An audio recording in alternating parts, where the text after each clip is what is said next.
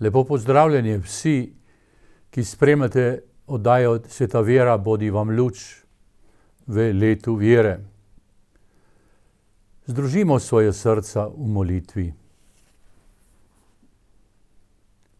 Dobri Oče, podpiraj z močjo duha prizadevanje Cerkve za novo evangelizacijo in nas vodi, da bomo z besedo in svojim življenjem našim sodobnikom oznanjali Kristusa.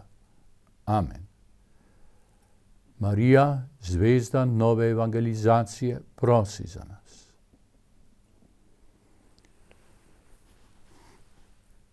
Jezus je oznanjal in oznanja Božje kraljestvo.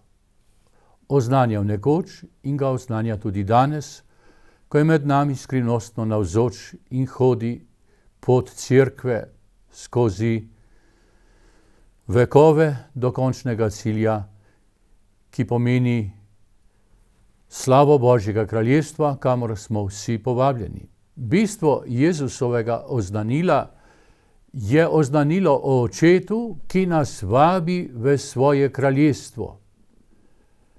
Jezus sam je, ki nas vabi nenehno po Svetem Duhu. Slišali smo za čudovito priliko o Božjem kraljestvu, o gostiji, ki nam jo Bog pripravlja. To je vesela novica za nas vse. V nebesih smo doma, tam je naš pravi dom. Tam večno srečen bom in srečni bomo, dragi bratje in sestre. Ali pa kakor sklikne duhovnik pri sveti maši, kvišku srca imamo jih pri Gospodu. Moje srce Bogu. Pri Bogu sem doma. Bog je moje veselje, moja sreča. Božji objem pomeni polnost Božjega kraljestva. Tako torej je Jezus oznanjal in oznanja Božje kraljestvo in molimo v letu vere, da bi se srca odprla temu čudovitemu, veselemu sporočilu ali bolje Očetovemu vabilu, ki ga izreka po svojem Sinu Jezusu v Svetem Duhu. O, da bi se srca odpirala Božji milosti, vabilu, da se približamo skrivnosti Božjega kraljestva, še več, da globlje in globlje vstopamo van. Smo vabljeni na večno gostijo, predokus pa imamo že na zemlji, zlasti, ko nas Jezus zbira vsak teden k sveti maši na Gospodov dan in tudi sicer, ko se obhaja sveta maša. Blagor povabljenim na Jagnjetovo gostijo, sklikne duhovnik. Jezusova skrivnost je Oče. Jezus ne oznanja sebe. Kolikor govori o sebi, govori, da je sin večnega Očeta. Njegova skrivnost pa je Oče. Zato je tudi molitev, o kateri smo zadnjič razmišljali, molitev k Očetu. Ko združeni z Jezusom kličemo Boga za Očeta. Oče naš, ki si v nebesih, posvečeno bodi tvoje ime, pridi k nam tvoje kraljestvo. Pridi globlje in globlje v naša srca, v naše družine, medosebne odnose, tudi v naš narod in med vse nas ljudi. Božje kraljestvo, kraljestvo ljubezni, dobrote, usmiljenja, miru, končno tudi veselja v Svetem Duhu. Torej, Božje kraljestvo je vsebina Jezusovega oznanjevanja. Jezus je to potrjeval znameni čudežev in tudi danes daje Jezus skrivnostna znamenja. Ne le tega ali onega ozdravljanja, ampak tudi druga znamenja, zlasti znamenje svetnikov, znamenje svetosti, tudi pri nas v Sloveniji. Glejte, ko se veselimo naših blaženih in pričakujemo še druge. Ti so naši mogočni priprošniki. Čudovito znamenje Božjega kraljestva je svetost, ki proseva, izžareva iz življenja svetnikov. In k tej svetosti, da bi tudi mi nekaj od tega živeli, smo vsi vabljeni. To in potem še druga znamenja, ki jih Gospod daje vsakemu človeku na poti življenja, treba je le biti pozoren. Božje kraljestvo prihaja in je med nami po Jezusu Kristusu, ki je med nami navzoč.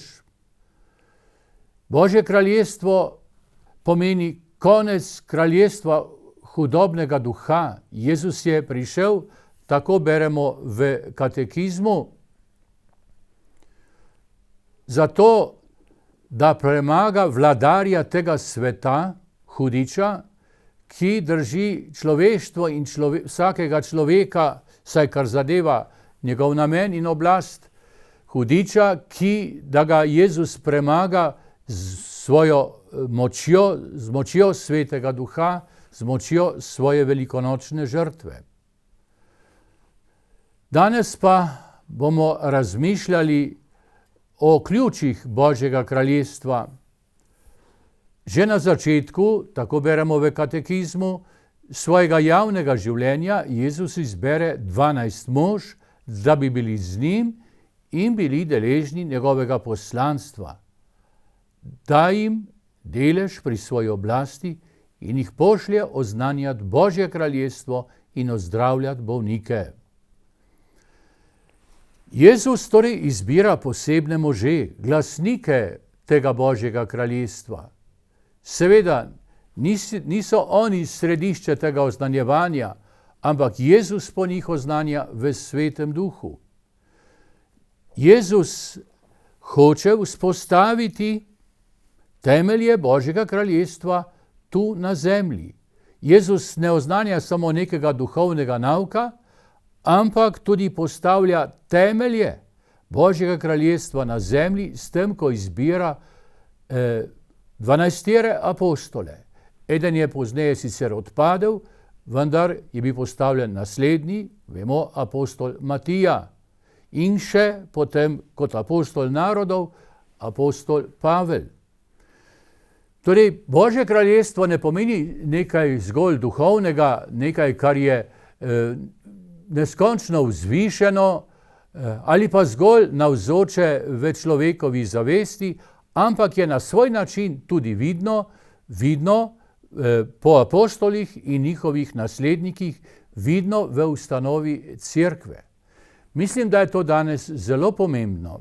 Veliko se govori o duhovnosti, vendar, ko govorimo o krščanstvu, govorimo o cerkvi. Mi verjamo kot verniki katoliške cerkve, smo kristjani, verniki v ustanovi, ki se imenuje Božja ustanova, Kristusova cerkev, in temelj te ustanove je prav to, da je Jezus poklical apostole, da oznanjajo Božje kraljestvo. Jezus je seveda skala in temelj vsega, Božji sin, pravi Bog in pravi človek, vendar pa pošilja apostole in ti apostoli so kakor stebri te Božje hiše. Tako apostoli, nadaljuje katekizem, za vselej ostanejo pridruženi Kristusovemu kraljestvu, ker on sam po njih vodi cerkev. V Evangeliju po Luku beremo besede Jezusove, govori apostolom: prepuščam vam kraljestvo, kakor ga je meni prepustil moj oče, da boste jedli in pili pri moji mizi v mojem kraljestvu in sedeli na prestolih ter sodili 12 Izraelovih rodov. Torej, Jezus postavlja v tem svetu vidno Božje kraljestvo, saj kar zadeva njegove temelje, in zato je, ko Jezus postavlja apostole, vzpostavlja tudi cerkev, ki je vidna ustanova. Na zunaj se zdi kot človeška ustanova, znotraj pa je Božja, in to je njena skrivnost in to je njena moč. V zboru 12 zavzema Peter prvo mesto. Jezus mu je zaupal edinstveno poslanstvo. Po razodetju prihajajočem od očeta je Peter, vemo, v Cezareji Filipovi, izpovedal: ti si Kristus, sin živega Boga. Ta izjava apostola Petra je pravzaprav temelj cerkve. Jezus je rekel apostolu Petru, ti si Peter skalo in na to skalo bom sezidal svojo cerkev in peklenska vrata je ne bodo premagala. Se pravi, moč pekla ne bodo premagala cerkve. Peter je skala, ukolikor je on na skali, ki se imenuje Jezus Kristus. In temelj vsega je Petrova izpoved. Ti si Kristus, sin živega Boga. Mnogo se ga danes govori o Kristusu, tudi v teh različnih duhovnostih, vendar se Jezusa Kristusa uvršča med druge velikane, če smemo tako reči, raznih verstev, in tako, da je pač Jezus eden izmed njih. Jezus Kristus ni eden izmed velikih mož.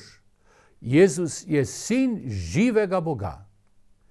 In danes posebej bi morali znova in znova izpovedovati, smo v letu vere, vero v Jezusa Kristusa, kakor je izpovedal apostol Peter, ko je rekel, ti si Kristus, sin živega Boga. Kar vsak dan, vsako jutro, pa čez dan in zvečer bi morali to ponavljati. Ti si Kristus, sin živega Boga. Kakšna moč svetega duha, dragi prijatelji, je v tej Petrovi izpovedi. Pridružimo se tej izpovedi apostola Petra, da bomo stali na trdni skali. Tega si apostol Peter, kot vemo, ni sam domislil.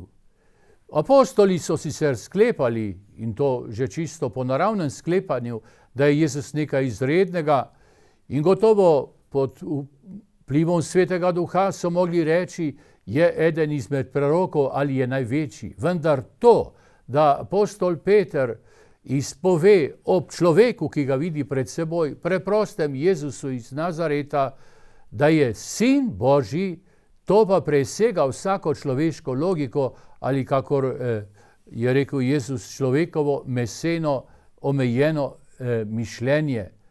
Tega naša slabost in naša človeška modrost ne zmore, da izpovemo v človeku Jezusu iz Nazareta navzočnost živega Boga, da je Božji sin postal človek.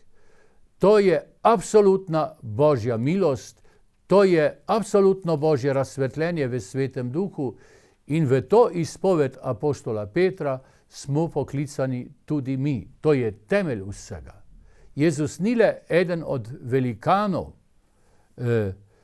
duha v tem človeštvu, ampak Jezus je Božji sin, ki je med nami navzoč, ker je postal človek in v tem Jezusu Kristusu človeku prepoznavamo Božjega sina in ga tudi priznavajmo. Torej, Kristus je živi kamen, kakor pozneje govori Peter v svojem pismu. Živi kamen, ker je živi Bog in nam daje, da živimo v moči svojega vstajenja. Kristus je živi kamen in zagotavlja svoji cerkvi, ki je zgrajena na Petru, zmago nad oblastmi smrti. Zmaga nad smrtjo, zmaga nad zlom. Prav zato, ker je Jezus Božji sin in ker je živi kamen in nam daje, da zmagujemo nad vsemi strahovi in nad zlom in vsako obliko smrti. Smrt je v Jezusu Kristusu poražena in zlo je v njem poraženo. Tako torej bo Peter zaradi vere, ki jo je izpovedal, ostal neomajna skala cerkve. Peter in potem seveda njegovi nasledniki, kakor so sledili, danes je na njegovem mestu Benedikt XVI. Peter bo imel poslanstvo, da to vero varuje vsake oslabitve in da v veri utrjuje svoje brate. Najprej, da nas varuje oslabitve. Vera, če ni podprta z molitvijo in z močnim poslušanjem Božje besede in če ni od zunaj potrjevana po nauku cerkve, slabi. In ta slabost je v nas, ker vera je čudež in čudeže dela Bog. In zato, gledajte, je potreben ta nenehni čudež verovanja. To nam daje Sveti Duh znotraj, ki prihaja v nas, v naše misli, v naše srce, v naše besede in življenje po Svetem Duhu, to je prvo. Drugo pa, potrebujemo tudi zunanjo okrepitev po nauku cerkve, po Petrovem nauku, da nas učvrščuje, da nas krepi. Tako torej Peter varuje in vsi nasledniki apostola Petra skupaj z zborom apostolskih naslednikov, škofov, skrbijo za to, da ostaja ta zgradba vere trdna, da ne slabi. Zato je poskrbljeno in nadaljuje katekizem in tako Peter utrjuje svoje brate. Bogu hvala. Spomnimo se, ko nas je obiskal blaženi Janez Pavel II, kako je bilo na njegovem papeškem prestolu, če smemo tako reči, torej sedežu, ob njegovem prvem obisku bilo zapisano: Oče, potrdi nas v veri. Ta sedež je sedaj v cerkvi svetega Jožefa v Ljubljani in si lahko preberete ta napis: Oče, potrdi nas v veri. Ta potrditev v veri se je takrat zgodila po Petrovem nasledniku, papežu Janezu Pavlu II. Potrdi nas v veri, utrdi nas v veri. Ne iz sebe, ampak v moči Svetega Duha, ker Peter in njegovi naslednik imajo to posebno poslanstvo. Z njimi pa so združeni vsi škofje, ves zbor škofov. Jezus je zaupal Petru posebno oblast. Dal ti bom ključe nebeškega kraljestva in karkoli boš zavezal na zemlji, bo zavezano v nebesih. In karkoli boš razvezal na zemlji, bo razvezano v nebesih. To je nekaj nezaslišanega. Jezus, Božji sin, predaja ključe nebeškega kraljestva v krhke roke zgolj človeka, Petra oziroma njegovih naslednikov. In vendar se je to zgodilo. Poglejte, v kakšna tveganja gre Bog v svoji skrbi za človeka. Mi bi bili bolj zadovoljni, bi rekli na svoj način, da nas Jezus nekje iz očetove slave upravlja in da ne prepušča ključev nebeškega kraljestva človeku, ki je na zemlji. In vendar je Božji sin šel v to tveganje, seveda v Svetem Duhu, ker ko predaja ključe nebeškega kraljestva k krhkemu Petru in njegovim naslednikom, hkrati daje vso milost Svetega Duha. Je tu tveganje zlorabe in zlorabe so bile, prav gotovo. To je grešnost ne le cerkve splošno, ali vernikov, ali duhovnikov, tudi škofov, tudi papežev. Vendar Jezus nikdar ni dopustil in tudi ne bo dopustil, da bi cerkev skrenila svoje poti, da bi učila krivi nauk. To so ključi nebeškega kraljestva, ključi resnice poti odrešenja in ključi milosti, po kateri smo odrešani. Dal ti bom ključe nebeškega kraljestva in karkoli boš zavezal na zemlji, bo zavezano v nebesih. Neznansko tveganje. Kako je to mogoče, da človek, zgolj človek, Peter ali njegov naslednik papež, zavezuje na zemlji, ali pa, kot je rečeno, karkoli boš razvezal na zemlji, bo razvezano v nebesih.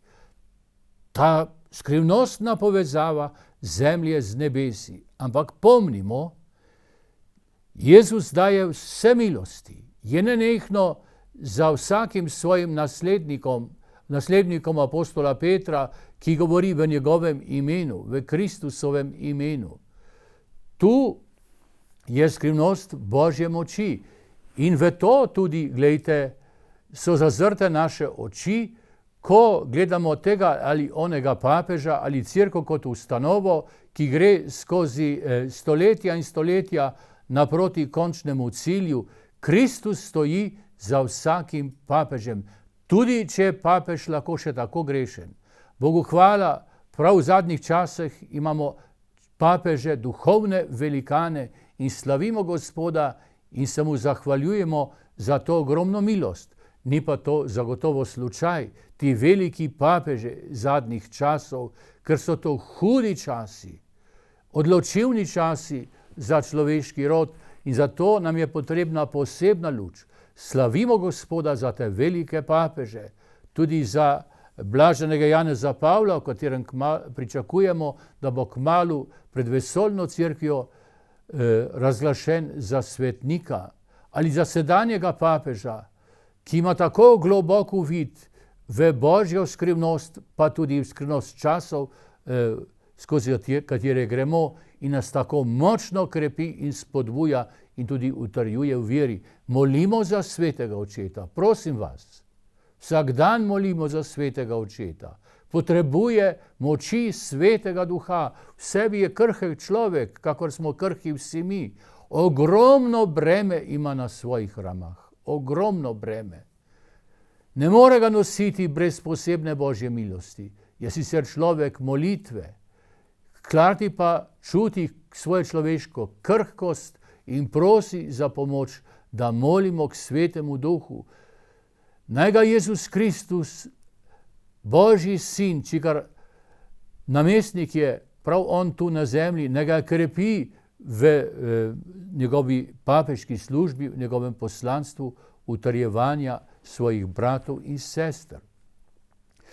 Oblast ključev, ki je predana Petru in papežu, označuje oblast voditi Božjo hišo, ki je cerkev. Jezus je dobri pastir, kakor vemo, in on je potrdil to nalogo po svojem stajenju, ko je rekel Petru, pasi moje ovce. Jezus Kristus je dobri pastir, ki pa stoji za vsakokratnim papežem in on pase ovce prav prek svojega služabnika, ki ga pošilja, torej papeža. Oblast zavezovati in razvezovati pomeni pooblastilo za odpuščanje grehov. To je prvo, kar pove duhovnik, ki je po zakramentu skupaj s škofi povezan s to službo, izročeno papežu, torej ima pooblastilo za odpuščanje grehov. In jaz te odvežem tvojih grehov in tako naprej. To je to pooblastilo. Kako je to mogoče, da človek na zemlji v Božjem imenu odpušča grehe? Glejte, to je ta Božji čudež in to je skrivnost izročitve ključev krhkemu apostolu Petru in njegovim naslednikom in škofom in duhovnikom. Torej, da more človek v Božjem imenu, v imenu Jezusa Kristusa odpuščati grehe. In prav po tem odpuščanju grehov prihaja znova in globlje v nas Božje kraljestvo. Potem izrekanje doktrinalnih razsodb, kaj to pomeni. Ko pride vprašanje, kaj je v Svetem pismu pravzaprav izrečeno in mišljeno, kaj je prav, kaj je resnica, je potrebna tudi ustrezna razlaga. Če je Bog dal svetopismo, pravi blaženi John Henry Newman, je dal tudi razlagalca in to je cerkveno učiteljstvo in sveti oče ima to oblast in poslanstvo, da v stvarih, ko pride do tega, da se mora potem povedati, kaj je nauk, to on tudi slovesno pove in to je nauk cerkve. Torej, to posebno pomoč, da vodi Božje ljudstvo v resnici, v Kristusovi resnici, brez mote, to pomoč ima zagotovljeno prav Peter in pa njegovi nasledniki. In potem tudi disciplinarne odločitve v cerkvi, ko je treba narediti, ker cerkev je tudi v tem svetu in mora biti po Božje urejena, glejte, da se potem ustrezno tudi napravi red v cerkvi, ker sicer je to anarhija, in če je anarhija v taki ustanovi, potem je to seveda katastrofa nad katastrofami. Potrebno je tudi disciplina, se pravi skrb za red v cerkvi. Vse to je oblast Petra in seveda škofov, zbora škofov in vodstva cerkve. Jezus je to avtoriteto zaupal cerkvi prek apostolske službe in zlasti Petrove. Ta je edini, kateremu je izrecno zaupal ključe Božjega kraljestva. Se pravi, da papež, ko pride do ključnih vprašanj o nauku cerkve, tu ni glasovanja škofov. Navadno je tako, da Sveti Duh poskrbi, da je tu, kot temu rečemo, soglasje škofov, vendar ko gre za to, da se izreče cerkveni nauk, Kristus osebno stoji kot resnica za vsakokratnim papežem, da potem razglasi nauk cerkve. Zahvaljujemo se Gospodu, da je možno to, da iz človeških ust, ko pride situacija, v kateri je treba povedati, kaj je nauk cerkve in kaj ni, da to lahko Kristus prek ust vsakokratnega papeža to tudi izreče. In to je potem, kot temu rečemo, nauk, to je potem dogma, to je skala in to drži. To je ta solidnost cerkve. Vemo pa, da je apostol Peter, kakor vsi njegovi nasledniki, bil krhek človek. Sam se je najbrž čudil. Tedaj v Cezareji Filipovi, ko je izpovedal pred Jezusom iz Nazareta in povedal, da je on sin živega Boga, Kristus, sin živega Boga. Verjetno se je sam začudil, kako sem jaz mogel kaj takega reči. Jezus je rekel, Oče ti je dal, po Božjem razsvetljenju, po Svetem Duhu si to izrekel. Je pa ostal Peter krhek človek, kar zadeva seveda izpoved vere, to v Petru drži. Kar zadeva pa njegovo obnašanje spričo mnogih stisk, ki so sledile, je pa ostal krhek človek, plašljiv človek, vemo, in je ohranil tudi svoj vihravi značaj. Kakor pač je bil, je tudi ostal, v njem pa je bila ta trdna izpoved vere, ki pa ni iz njega, ampak je po Svetem Duhu. In Jezus je takoj zatem, piše v Evangeliju po Mateju, začel svojim učencem razodevati, da bo moral iti v Jeruzalem in veliko trpeti. To je bil pa šok za Petra in šok za vse apostole. In poglejmo Petra, kako je hotel Jezus ubraniti, da bi ne šel v Jeruzalem, ker ni hotel, da Jezus trpi in da potem pravzaprav so tudi oni, apostoli, deležni tega trpljenja in bo vse skupaj na koncu ena grozna polomija. In mu je stopil na pot. Jezus je rekel, umakni se, Satan, stopi za mene. Oviraš me na poti v Jeruzalem, oviraš me na poti v trpljenjem, po katerem boste vsi odrešeni in bom zmagal v stajenju, kakor da ničesar ne razumejo. In prav Peter, prav tisti, ki mu je bilo zagotovljeno, da bo v njem Božja trdnost, glejte, ko gre za tako človeško preizkušnjo, je pokazal tudi vso svojo slabost.